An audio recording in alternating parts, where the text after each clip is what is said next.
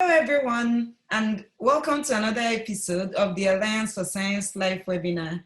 My name is Modesta Abugu. I'm a 2015 Fellow of the Cornell Alliance for Science and a graduate student at the Horticultural Science Department, University of Florida. Today, I have with me Lynas. Lynas is a British science author, a journalist, and an environmental activist who focuses on climate change. He's the author of several books on environment, including The High Tide, 6 Degrees, The God Species, Nuclear 2.0, and Seeds of Science. Well, his most recent publication is our final warning, 6 Degrees on Climate Emergency. His book has won several awards in different places, and it's been adapted into a documentary broadcast on the National Geographic Channel. Lynas is also an associate fellow with the Cornell Alliance for Science at Cornell University. And since the pandemic started, he has been curating a list of the top 10 conspiracy theories around COVID-19. He has also curated the top 5 most promising COVID-19 vaccine candidates, which is there at the Alliance for Science website. So today, Mark will be sharing some more information about some of these vaccine candidates with us, and we're happy to have you. Welcome, Mark. Thanks, Modesta. Can you hear me okay? Yes, we hear you very well. Okay, right, so yeah, we are very happy to have you here. How is the situation in England? Well, if you're asking COVID-related situation, right, things are beginning to ease up. I think the numbers of deaths now are down to just the low double figures. So certainly there's been a dramatic improvement from the early stages of the pandemic, which were where the UK was really one of the hardest hit countries. And the kind of lockdown easing has really begun to take full force. Right now, in fact, it's very hot weather out here, and I think people are flocking in crowds to the beaches. So we will see, as always, whether there's any kind of uptick in the infection rates as a result of people beginning to come together now in larger and larger groups. But the government advice still is that we're still supposed to stay 1 to 2 meters apart, and there's only supposed to be a certain number of people meeting in any one place at any one time. Well, that's good to know. I mean, the cases in US has been increasing since the past week, the protest and everything. But though we know that there are lots of organizations and research institutions that are working to develop a vaccine for COVID-19, but up till now, there is none available yet. So could you share with us, what are the challenges around developing a COVID-19 vaccine? Well, I guess the primary challenge with developing a COVID vaccine is the need for intense speed. We haven't seen a pandemic emergency like this on a global scale since the so-called Spanish flu outbreak that began in 1918, which killed tens of millions of people around the world. And COVID-19 has got a death toll now approaching 500,000, but could certainly rise a lot higher depending on what the responses are in different countries. Certainly the infection rate globally is still going up and going up at an accelerating rate now, in fact, as many of the countries come out of lockdown. So that's the challenge, to try and get a vaccine out there within the time period that it's needed to have an impact in a pandemic situation, because otherwise the only there's only 2 other strategies really for controlling COVID, and one of them is to do all of the lockdown, social distancing type stuff. Another potentially is therapeutic drugs, if there's any which can be shown to reduce the risk that once you've contracted COVID that you will suffer the more severe consequences like viral pneumonia, all of the other things, and an increased risk of mortality. There's 1 or 2 drugs now which have been approved and which are looking very promising and which are beginning to be used for that. But it's certainly not a situation where COVID ceases as any less, I think, of a morbidity or mortality risk than it was at the beginning of the pandemic. So we're still left really with just lockdown and social distancing until a vaccine can be developed. And remember, it's always taken 10 years plus to develop a vaccine in the past. So to try and do it in a number of months or 1.5 years at the absolute maximum is it's like going to the moon. It's something which humanity's never been able to achieve before, and it would absolutely be a global first. Well, that's really interesting to know. But if there is anything we appreciate more than ever during this pandemic, is the ability of different organizations to come together to try and troubleshoot and actually develop work to find a suitable cure or vaccine for this COVID. So how many companies actually are involved in this vaccine development? I have no idea what the number is. What I can tell you is that there's, at the last count, 104, I think it's 141, rough around that sort of scale, of vaccines which the World Health Organization knows about and which are on its list, which is linked from the top of the page I wrote for Alliance for Science, the top 5 vaccine candidates. So you can find the link there. But those aren't all corporate. You know, a lot of them are academic institutions, research groups, and a lot of them also collaborations. So you've got multiple different institutions and organizations collaborating on different vaccines. And some companies have more than one vaccine platform or more than one strategy as well. So there's a huge amount going on there, and it's actually very difficult to keep up. I've been trying to do that to keep this page running, because otherwise, you know, I think it's useful to have as much as you can that's relevant in one place and written up for a general audience, because otherwise it's just, you know, it's information overload from all over the place, and new studies and new results and new bits of news are coming out all the time. But you know, there's billions upon billions of dollars now gone into this global vaccine effort.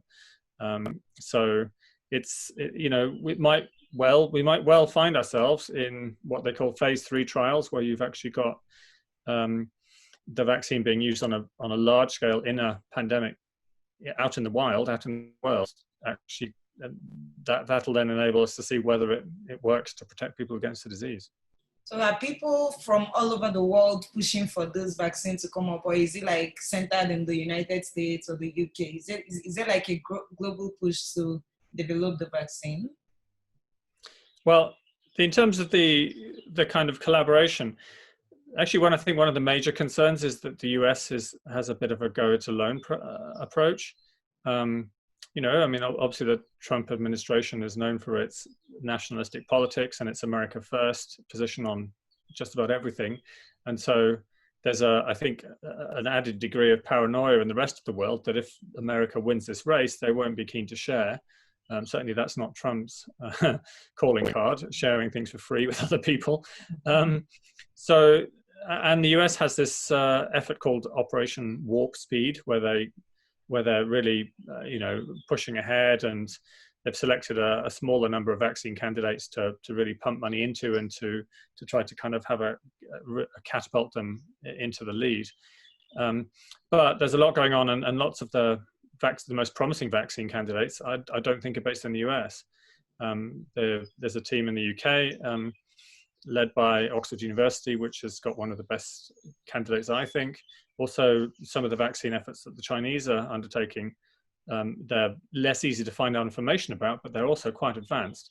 And they also are often based more on proven vaccine platforms rather than on the very newfangled type of approaches which are often preferred in the West. Well, I'm sure our listeners may probably have questions for you around this. Before we get to talk about this top 5 vaccine candidates, I'd like to inform us to please drop our questions on Facebook. If you're watching on Facebook Live, please drop your questions or send in your questions, and we'll be here to answer them.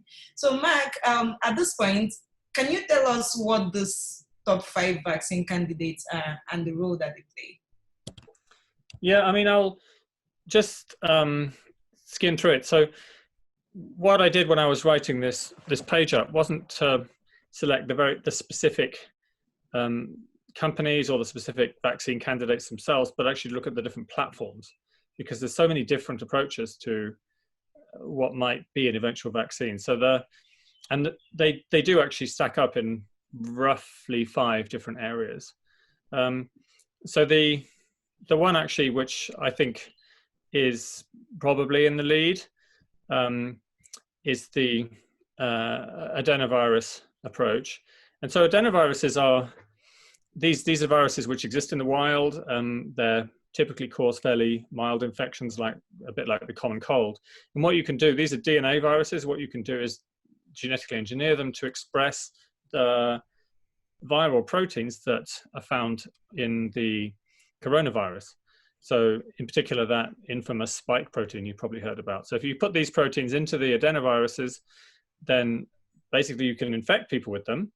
And those infections then mean that the proteins are produced inside people's bodies by this genetically engineered virus, which then teaches the immune system to recognize the viral proteins from SARS-CoV-2, so from the novel coronavirus, which causes COVID, when the infection is then later presented. So the idea with all viruses, of course, vaccines, of course, rather, is to challenge the body in advance with bits of the virus or with viral proteins or something which teaches and trains the human immune system to then be able to recognize and fight off the COVID-19 infection when it actually gets into the body for the first time in the real world.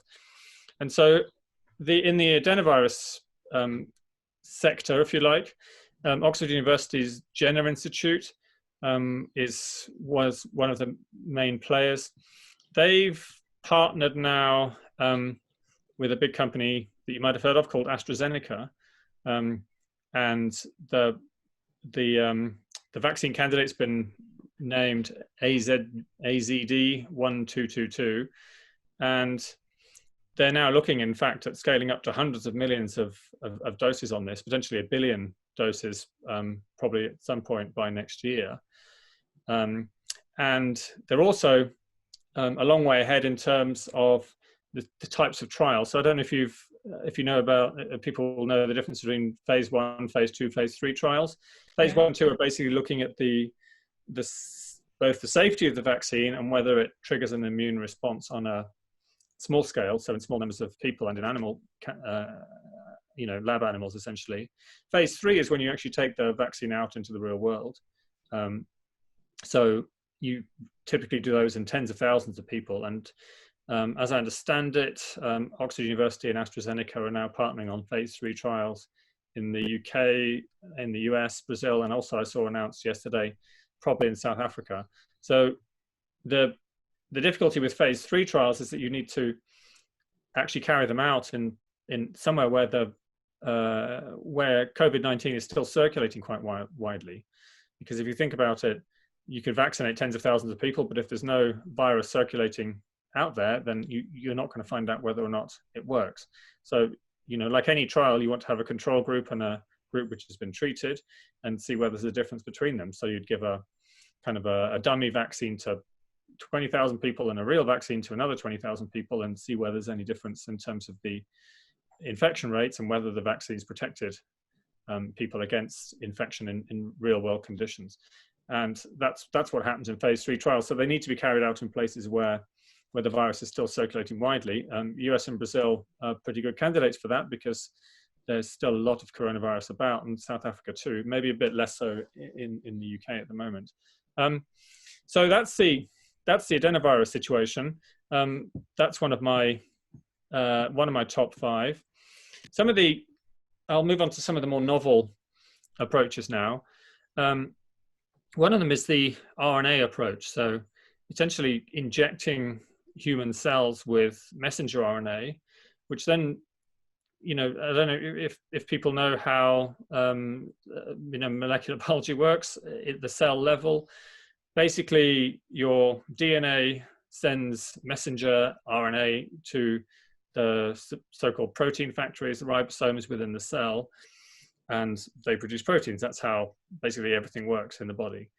Now, if you can get messenger RNA which has the right code to produce viral proteins from the coronavirus, then you can get your cells, if you like, after you've been vaccinated, to produce these viral proteins, which will then, as is the idea with all vaccines, train the body's immune system to recognize the COVID-19 when it tries to infect. So rather than making the proteins outside in huge vats essentially, and then injecting them into people, if you give people mRNA, then the proteins will be made inside the body within your cells, if you like. And so this is a very novel approach. There's a company called Moderna, which is a biotech startup, now worth tens of billions, but hasn't actually sold a single product yet. It's just that there's a huge weight of expectation on them, and they also made the news because they were the first to inject a vaccine candidate in a phase 1 trial way back in mid-March. So one of the benefits of the RNA approach is that it's actually very quick and very easy just to sequence the nucleotide or the genetic sequence of the virus, and then once you've got the right sequence, you can make RNA on a huge scale very easily and use that as the basis of a vaccine. So it should be much more scalable, and it's a much more rapid response thing as well. Let's say the coronavirus mutates a lot, and you have to look at new sequences and new novel proteins potentially. Then you could potentially respond much more quickly using an RNA approach. And I think Moderna's in phase 2 trials which were announced at the end of May, and the latest I saw was that in mid-June, in fact, they announced that they were going forward with a phase 3 trial with about 30,000 participants that will begin in July, if you like. There's numerous other companies that are working on RNA approaches, one called CureVac, another called BioNTech, all at different stages and doing different things. So that's a whole other thing, a sort of platform to watch, if you like. And a related other platform, so this is platform number 3, is to do a DNA vaccine. So this is a step back from RNA, if you like, messenger RNA, in that you actually inject a little circular piece of DNA called a plasmid into human cells. That DNA then is read by the cellular mechanisms. Then that produces messenger RNA, and then that produces proteins in the ribosome. So it's more or less doing the same thing, and DNA can be produced just as easily as RNA. So it's a very rapid response, scalable approach.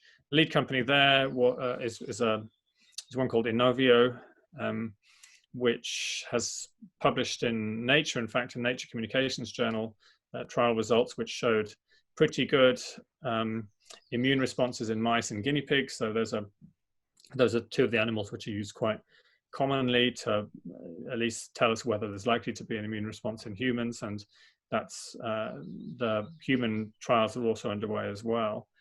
There's a team at Harvard also working on DNA vaccines. In fact, there's many different groups around the world doing that.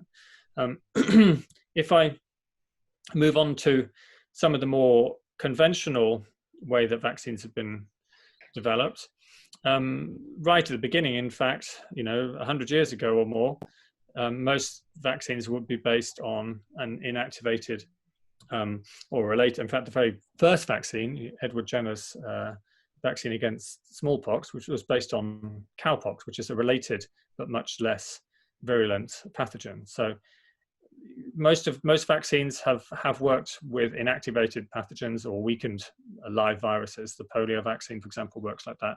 So essentially what you do is you take the coronavirus, weaken it, or in some way attenuate it, then you can produce a vaccine from that and use that to stimulate the immune system so that when the real world infection happens, the immune system's already been trained. The Chinese are pretty much in the lead here. Certainly from my reading of things, there's a company called Sinovac, which has got a he calls it Picovac, so a purified inactivated SARS-CoV-2 vaccine. And they've already done phase 1/2 trials, and they've already found that I think 90% of people tested positive for protective antibodies, which is obviously very good news for them. And they're planning to move pretty imminently, I think, into phase 3 trials.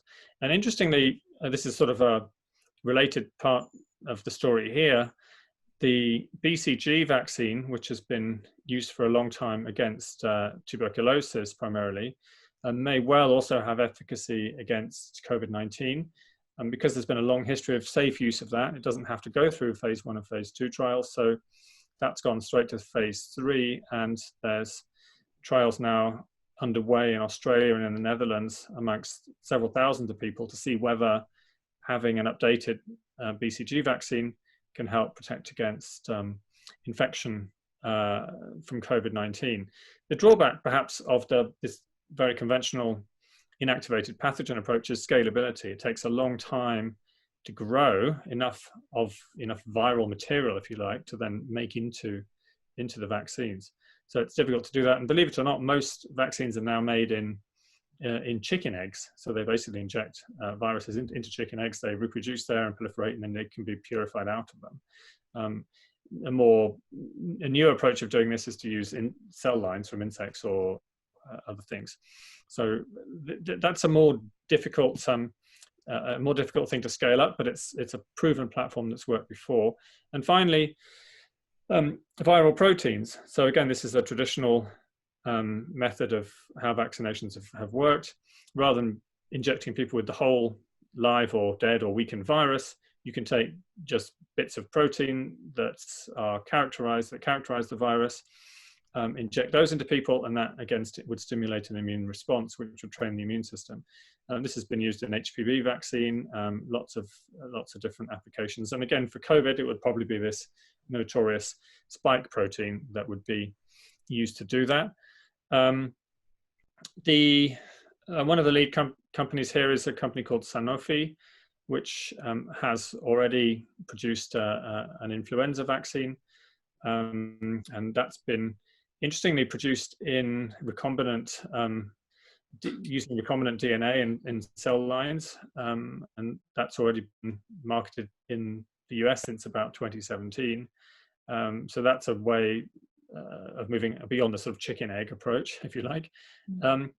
So there's a number of companies who are trying to think of ways that you can produce these viral proteins on a large scale. In Canada, actually, there's a company called Medicargo, which is producing VLPs, virus-like particles, as they call it, actually expressed in the leaves of a wild relative of tobacco called Nicotiana benthamiana, that's what it's called, which you find growing wild in Australia, I think, in various places. But it's fairly easy to put DNA into the leaves of that and then get it to actually express this protein directly. So the idea here is always to try and scale up. It's very difficult to produce large amounts, the amounts that you require of viral proteins. Remember, you've got to potentially vaccinate the entire world's population, or at least a significant proportion of it. So we're talking about billions and billions of doses that would be necessary to bring this pandemic finally under control.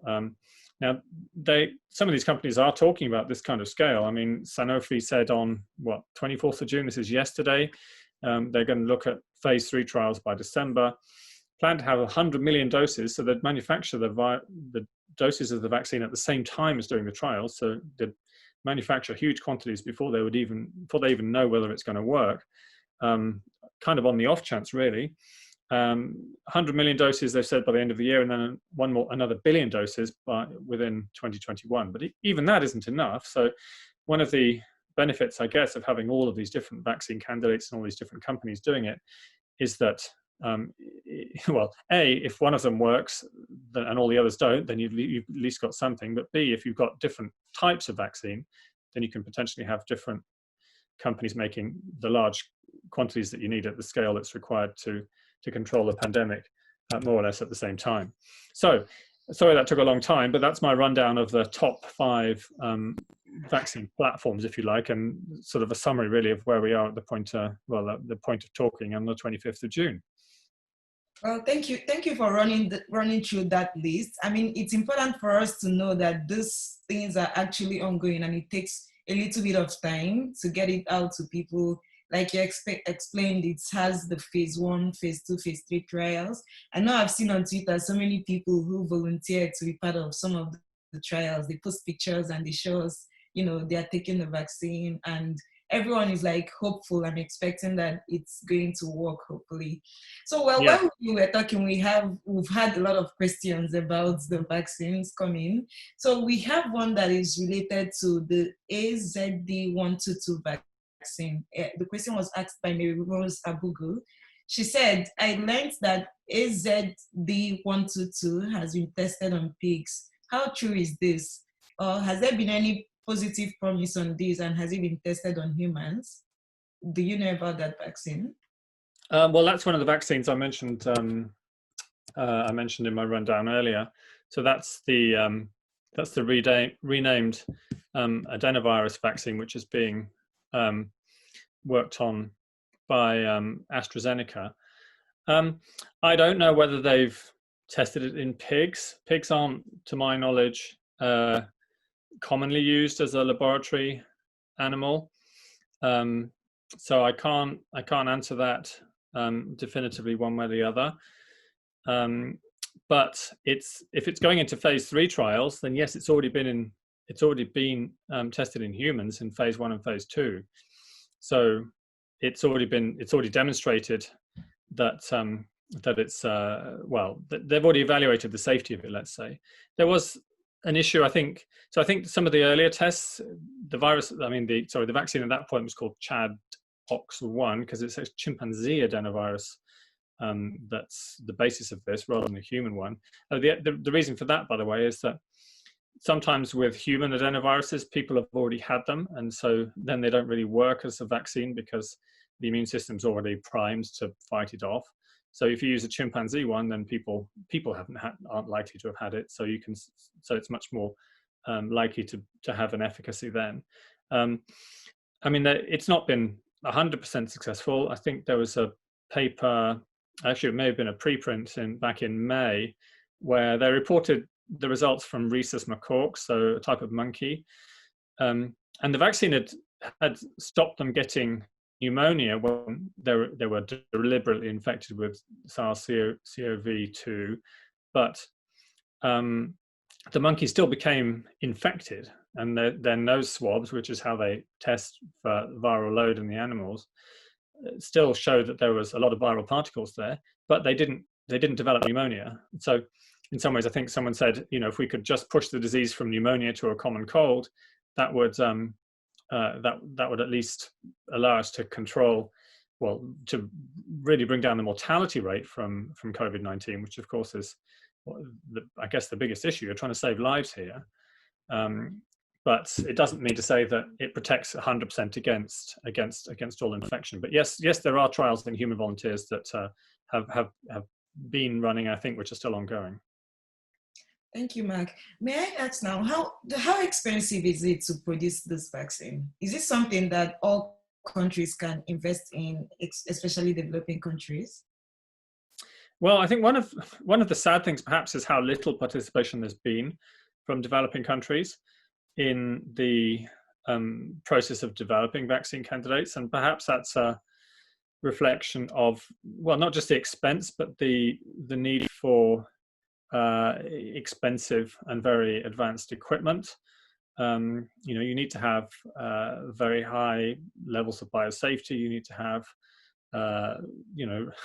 just all of the infrastructure that you have in advanced countries, which you just don't. You're from Africa, you know what it's like. It's you just don't tend to have that level of those levels of facilities, really advanced facilities, particularly medical facilities, available in developing countries, which I think is a sad reflection of the inequalities that we see around the world, which are reflected also in science. Mm-hmm. So I'm not aware of any African institution which is developing its own novel vaccine candidate.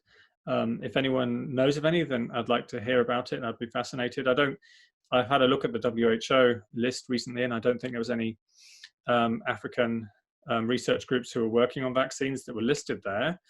And in fact, that causes a problem, really, because presumably you want the vaccine to be available to people in Africa, but people are quite suspicious then because they think, the vaccine is being tested on us. And I've seen this in a lot of African newspapers. Sorry, I'm getting off the topic here, but people talk about us being lab rats or guinea pigs. And in fact, there's a pretty dark and shameful history of the pharmaceutical industry using people in poorer countries or poorer people as pretty much as guinea pigs for testing drugs and even vaccines. So there's a reason for people to be perhaps suspicious and a bit paranoid about that. But remember, you actually want this vaccine to be available to Africans in billions of doses in order to protect people against COVID-19. So it has to be tested there. And you also want to be able to test it in places where the virus is still circulating to see whether it protects people, just as happened with Ebola, which was a vaccine that was developed relatively quickly, and was then taken out to DRC and used as they had a kind of ring vaccination approach to try and protect frontline health workers and to stop the epidemic spreading much further. So it's actually a good thing if there's more phase 3 or phase 1 or 2 or 3 trials happening in Africa. There's very little at the moment. In fact, most of the trials on human volunteers are happening in Western countries, so in Australia, in the US, and in Europe. Well, I remember watching an interview with one of the scientists working on the vaccine, a French scientist, I think, and he mentioned something about doing some phases of the trial in Africa, and that's brought up a lot of argument from people in Africa, and there was a lot of controversies around that, and people were, talking against it. Actually, I think the French scientist came up and had to correct his statement, had to, say what he said in a different way so that people could understand that it's actually not about using Africans as lab rats. So that brings us to, talking about the controversies around these vaccines. It's very easy for us, just like you mentioned, we don't have the equipment or what it takes to develop these vaccines by ourselves. So it's very easy for us to play the victims here, when they are trying to test it in Africa. So there are lots of controversies around this vaccine development. In fact, I'll head straight to a question by Arif Hossein. He says, anti-vaxxers are already spreading fear of COVID-19 vaccines. And will this be a threat to access the vaccination for developing nations? Well, I mean, that's actually the key question. And that's one of the, that's one of the reasons I wrote this article, actually, was that, a lot of the time, you, I, and the Alliance for Science, we have this mission to combat misinformation and to kind of fight back against anti-science activism or disinformation that's being circulated on a number of different issues. It could be GMOs, it could be now vaccines or COVID or something else. And the problem, of course, is particularly acute with anti-vaxxer efforts on COVID-19, because even if you did develop a vaccine, if a sufficiently large proportion of the population had been misinformed by anti-vaxxers and refused to then take the vaccine, then you wouldn't be able to you wouldn't be able to protect these people and their children, and you wouldn't be able to stop them infecting other people who perhaps wouldn't be able to have the vaccine because for one reason or another. And B, you would not be able to achieve herd immunity, which is what we need to then really begin to try and eradicate the virus from active circulation in the community. So you've got to have people well informed about how the vaccines work. And I thought actually it's quite fascinating to look at some of the science of all the different vaccine platforms that are being utilized here, because things are moving forward so rapidly, and there's just loads and loads of different applications of science which are being all brought together in this one kind of moonshot effort to tackle a pandemic. And the fact that people are circulating conspiracy theories, well, perhaps the best antidote to that is real information, which is actually much more interesting and much wilder and more exciting than that the real thing. That's what you really want to hear.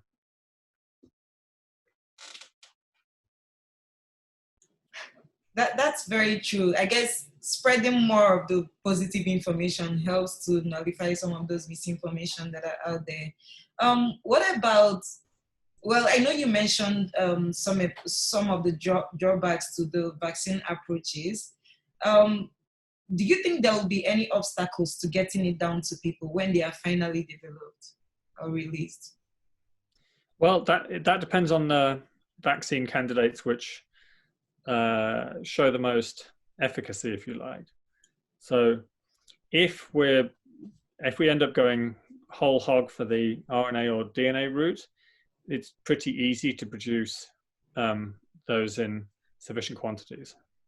If we go down the more traditional routes of using inactivated viruses or attenuated viruses directly, or using viral proteins, then it's going to be more challenging to grow those.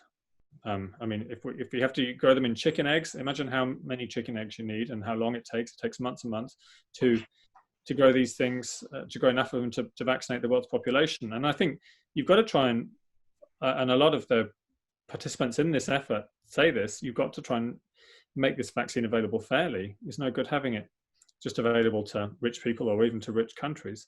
You know, every life, ideally, in my system of morality, is worth the same. We're all equal. So we need to have equal access to this, and it has to not be based on, you know, private property, patenting, all this kind of stuff as well. So there's a kind of uneasy mixture between kind of commercial imperatives, you know, the stock market valuations of some of these companies keep going up when they've got latest results, and the need to, well, to save millions of lives, particularly in countries where you don't have the health infrastructure. I mean, it's one thing to have COVID-19 in the UK, say, where you're quite likely to be able, if you need to get on a ventilator or something if your lungs really get hit by it.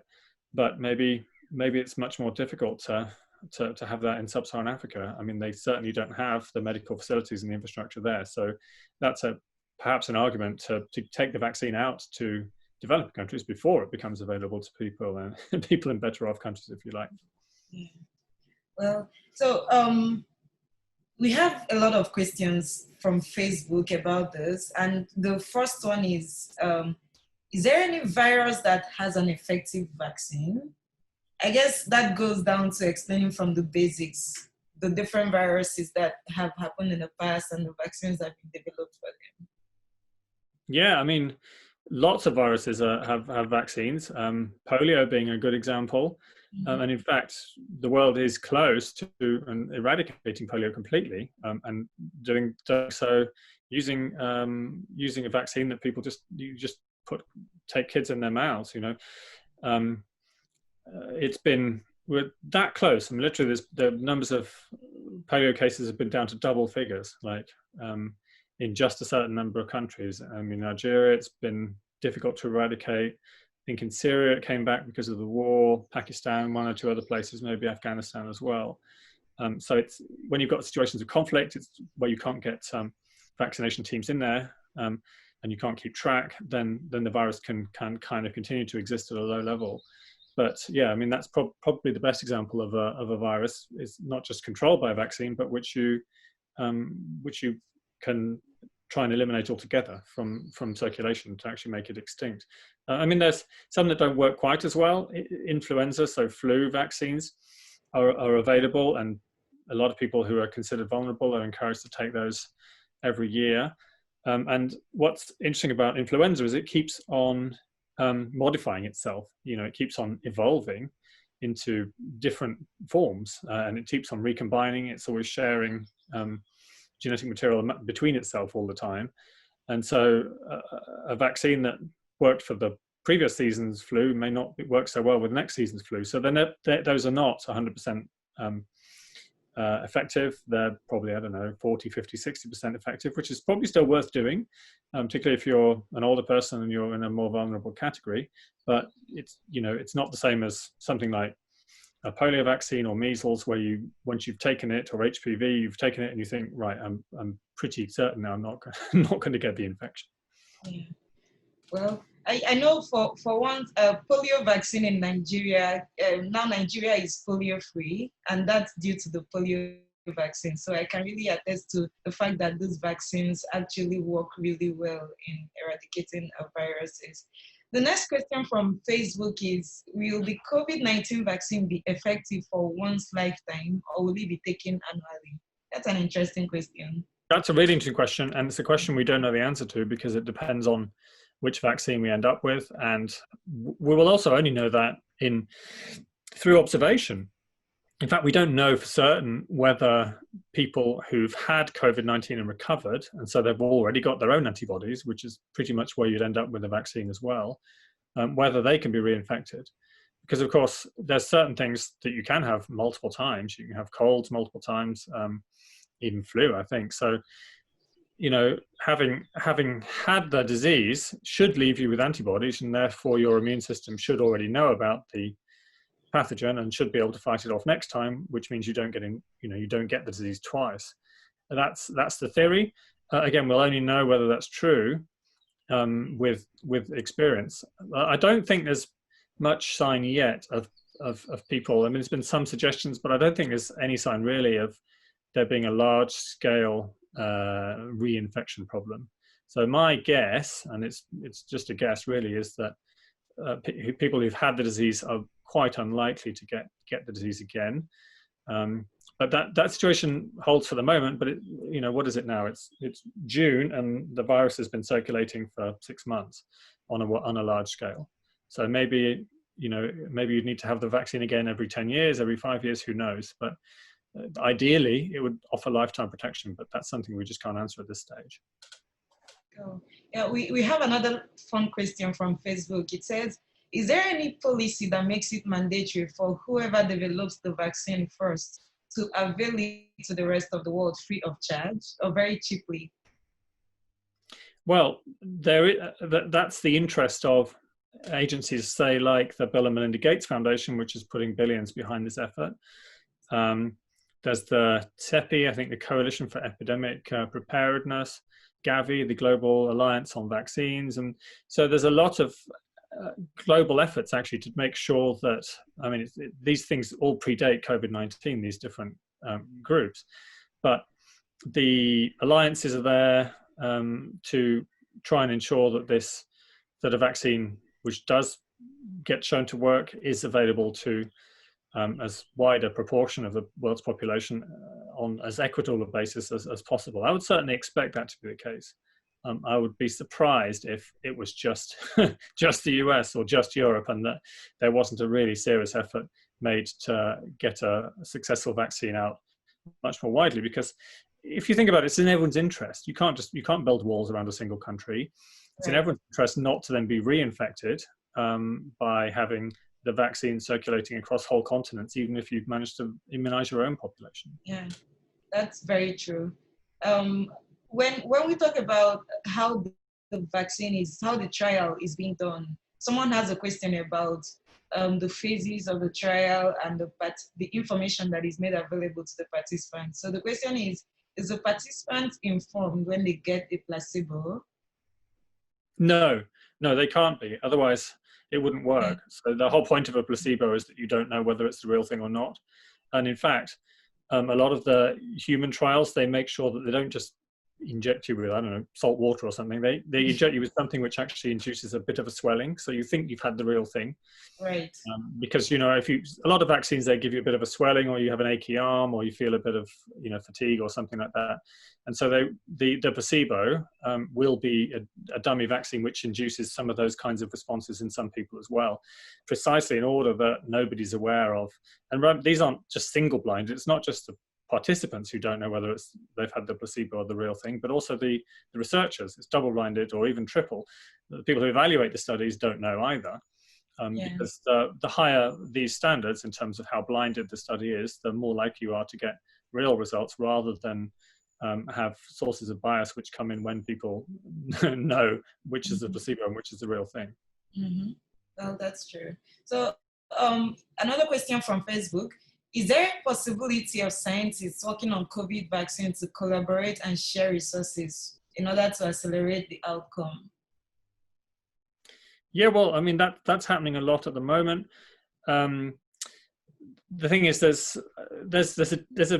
perhaps a difference. There's competition going on at the same time as there's collaboration. I think these things are a bit uncomfortable. So there's this race to develop a vaccine, of course, to be first, and you know, partly that's for kudos and credit for your institution and for yourself. Partly it's because you want to save the world, for want of a better way of putting it. Yeah. So there's that, but there's also the need to collaborate, because no scientific effort can happen with a single person or even a single institution. There's always partnerships going on. And if you look at any scientific paper, the lists of authors are often very long, because and there's always multiple institutions collaborating, and this is the same with this. So there's, I think, an uneasy relationship between the kind of proprietary nature of the pharmaceuticals industry in the past and what's needed to be basically a global effort for a public good. Right. So, given all these issues, this is another question from Facebook. Given all of these issues, what's the likelihood that we'll be able to stop COVID with a vaccine? Well, it's not just whether we'll ever have a vaccine, but when we'll have a vaccine. And my guess is that we won't have a vaccine this year, so not in 2020, but probably in the first quarter of next year. So first quarter of 2021, we should, I think, have a good idea whether any of the vaccines work, because we'll have several sets of phase 3 results within the next, well, certainly by the autumn, in Northern Hemisphere autumn anyway, of this year. So we'll have a much better sense, I think, of what's likely to work. And that means that those vaccines which look like they're going to be successful, the production efforts can really scale up in parallel, so that when it's finally decided those are the ones to go for, then you've got hundreds of millions and potentially billions of doses ready to go pretty quickly. But you're not going to be queuing up outside your local medical center for a vaccine in 2020, I don't think. Yeah. So I know one of the questions that people have been asking, especially the people who are concerned about vaccines and its safety and the conspiracy theories by anti-vaxxers, is, are vaccines really safe? Like, how do we determine that these vaccines are safe? Well, that's a complicated question. And that's why the trials take place, and that's why the trials take quite a long time, and that's why we can't just rush straight from, I don't know, testing a few monkeys to producing 1 billion doses and sticking it in a large section of the population. It's tempting to try and accelerate this process a lot, and some of these efforts are running phase 1, phase 2, and phase 3 trials in parallel, plus even manufacturing in parallel, to try and, if you're lucky, then you end up ready to go, rather than doing all these things sequentially, which then draws the process out. And that's why traditionally it takes years and years, decades even, to produce a vaccine, because you have to go through all these different rounds of testing.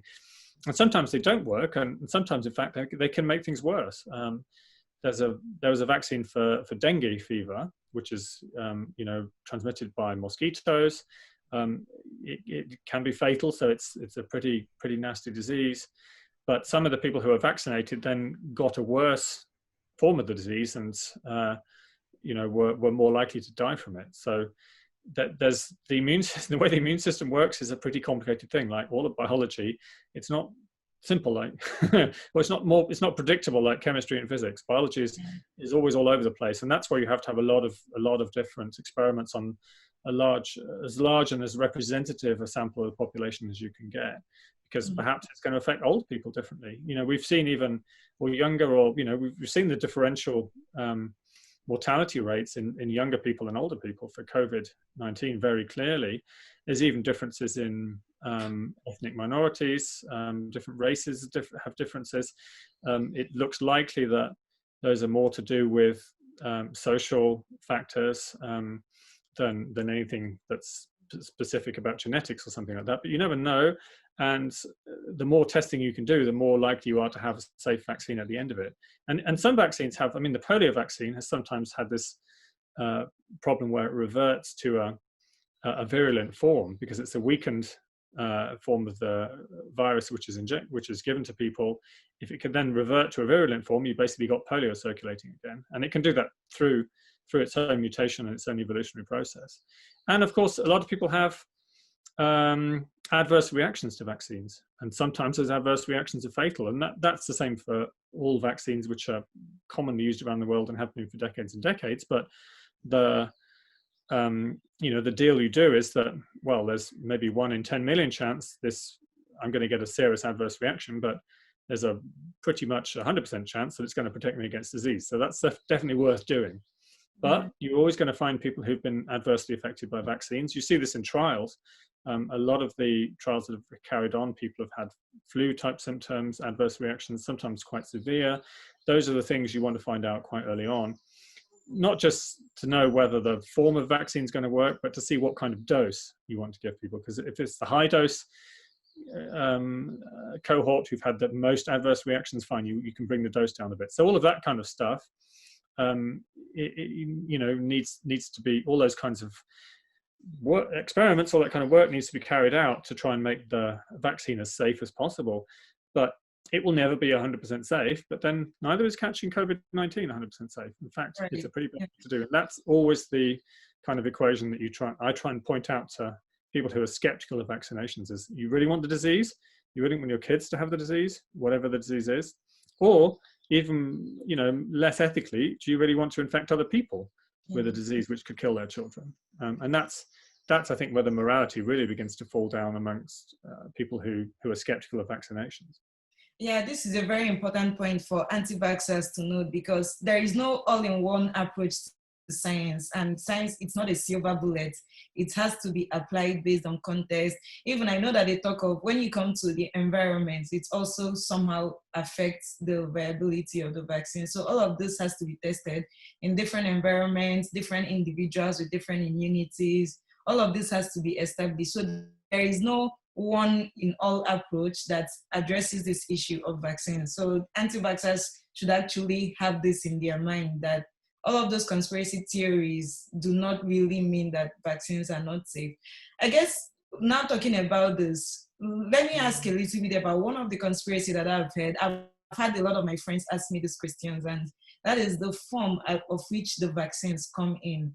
Is it coming as so some people say it's coming as a chip will be inserted inside your body, or they'll give you, like when you get to the airport, they're going to insert a chip, or it comes in form of an injection, or it comes in form of a tablet. There's been like a lot of stories around the forms which those vaccines come in. So do you have any idea of like what form is going to come in eventually? Yeah, well, I mean, the more extreme conspiracy theories about people being microchipped and therefore somehow control. I mean, even that a chip would control your mind anyway is well, it's absurd. But I think it comes down to people's skepticism of elites and new technologies and all of this kind of stuff, which is why a lot of this. I think the original vaccine microchip conspiracy theory was always attached to Bill Gates, and I think. So a lot of these conspiracy theories conflate or confuse.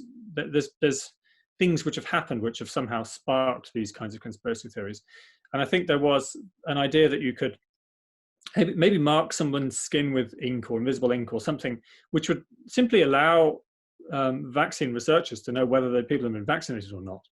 Right? Because you want to know whether somebody's already had the vaccine, then maybe the medical records have been lost, or maybe that, it's very difficult to keep records of populations who are moving, refugees. I mean, who knows what? So that could have been a useful thing, but that's, I think, led to a lot of these conspiracies. But the way the vaccines are delivered is changing all the time. One of the, I can't remember which vaccine platform it is, but one of the ideas is to have a microneedle array, so tiny little needles which actually stick it on like a band-aid on your skin, and it would dissolve, and it would deliver the vaccine that way, as without having a needle.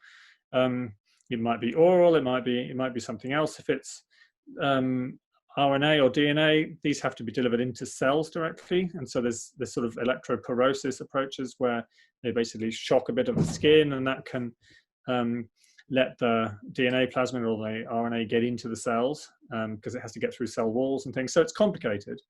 And there's multiple different approaches for delivering vaccines. I mean, I've seen a conspiracy theory about DNA vaccines, that it's going to genetically engineer you, that it's going to, I mean, you don't want the DNA actually to integrate into the nucleus, into the genome of the cell. That's why it's a plasmid, so it can sit outside the chromosomes, and it can do its thing separately. You actually don't want the DNA to integrate. But even if it did, it wouldn't be the end of the world if it's in your skin cells or muscle cells or something. If it's in the germ cells and it goes on to the next generation, then yes, you would have genetically engineered people, but the whole thing is developed so that doesn't happen. But you can see why people get the wrong idea. It's like, oh, you're injecting DNA. Well, isn't that your genetics? Isn't that genetic engineering? So I've seen those ideas as well. And that's why I think those of us who work on science and who want to, help inform and popularize science but the realities of science, have a tough job, because this stuff's complicated. But like I say, it's fascinating. For me, it was fascinating finding out more about all these different things. And I think when people know the real stories, it's actually way more interesting than the stupid, dumb conspiracy theories. Right. Well, another thing that I would love you to talk about is about the role that genetic engineering plays in these vaccines. I know you mentioned the adenovirus vaccine is genetically engineered, and we see a lot of new technologies, a lot of vaccines, a lot of other things that are being developed using tools like CRISPR, gene editing, and genetic engineering. Can you speak a little bit to how important this new technology, this innovative tools is becoming in our changing world, both in manufacturing drugs, in food, in agriculture, in almost all phases of our life? Can you speak to how this technology is becoming important?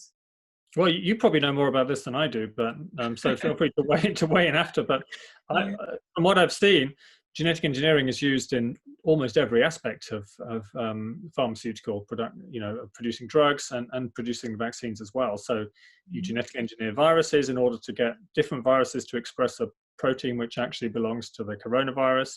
You might genetically engineer insect lines to get them to produce the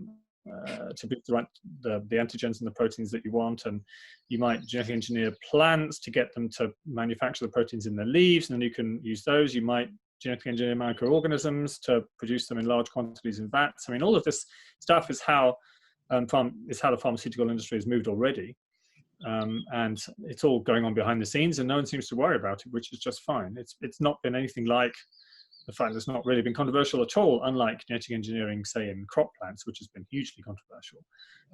We could speculate for the reasons about why that is, but I'm glad of it. I don't want to have to deal with a whole load of anti-GMO stuff in regards to COVID-19 vaccines, as well as the anti-vax and conspiracy theories which are already circulating. But yeah, and can you add to this at all? I'm sorry? Can you add to this at all from your knowledge of Well, yeah, what you said is totally correct. I know that genetic engineering has been used, for example, insulin that we know that is widely used, that is applied. Genetic engineering has been used to produce insulin that is used to treat diabetes. In agriculture, for example, we see it playing a very important role in improving food security. I'll speak from the African context, where we know that agriculture is being affected by problems of pests, insects, and smallholder farmers don't really have access to like large machineries and equipment and everything. So we know that GE seeds have this potential of helping to reduce a loss to production by at least helping crops to be resistant to pests and other insects. So I know that these tools are becoming very important in a lot of other fields, and so also in agriculture. So those that are speaking against this tool would want to recheck where their argument is coming from. I know that there are people who try to approach it. I mean, there are different approaches and different controversies have been put up when it comes to genetic engineering, but the fact still remains that all innovative technologies are very important in food and agriculture, in healthcare, in medicine. And so it's very important for us to bring everything to the table and apply it when it comes to finding solutions to world problems. So I guess this would be a good point for us to stop. It's been a quite engaging interaction with you, Mark. As part of an announcement, I'd like to let us know that next week, June 30th, we'll be having another live webinar on contagious conspiracies in the age of COVID-19. So just as some part of what Mark has addressed, we'll also be addressing more of some of this anti-vax. Yeah, and I'm going to be moderating that one too. So, and Mark will be moderating that one. So yeah, and if you have you could also check the blog that Mark has written on our Alliance for Science website. he highlighted the top 10 conspiracies around COVID-19. So the whole aim of this is to try as much as possible to present real scientific information so that we know what to believe when it comes to COVID-19, when it comes to genetic engineering tools and all other technologies that are helping to solve problems of mankind. So thank you all for your questions. Thank you for those that participated on Facebook, those that sent questions on the live webinar. It's been quite an engaging interaction. And I'm sure Mark, thank you. How do you feel about having this conversation? I'm fascinated by this whole issue. So it's been great. And thanks for having me on. Some great questions as well. So yeah, very great stuff. So I've enjoyed it. Yeah, thank you, Mark, for also being here. So until we see you next time, please tune in next time and send in your questions. Thank you so much. Bye.